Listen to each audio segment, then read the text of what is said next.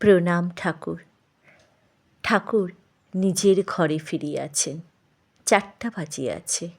মা কালীর ঘর খোলা হইয়াছে। ঠাকুর সাধুকে সঙ্গে করিয়া মা কালীর ঘরে যাইতেছেন। মণি সঙ্গে আছেন।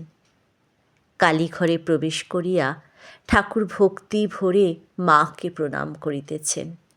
সাধুও হাত জোর করে মাথা নোয়াইয়া মাকে পুনঃ পুনঃ প্রণাম করিতেছেন। ঠাকুর শ্রীরামকৃষ্ণ বললেন, কেমন জি দর্শন? সাধু ভক্তি ভরে বললেন, কালী প্রধানা হ্যায়। ঠাকুর শ্রীরামকৃষ্ণ বললেন, কালী ব্রহ্ম অভেদ কেমন জি? সাধু বললে, যতক্ষণ বহির্মুখ ততক্ষণ কালী মানতে হবে, যতক্ষণ বহির্মুখ ততক্ষণ ভালো মন্দ, ততক্ষণ এটি প্রিয় এটি ত্যায্য। এই দেখুন, নামরূপ তো সব মিথ্যা, কিন্তু যতক্ষণ আমি বহির্মুখ ততক্ষণ স্ত্রীলোক ত্যায্য।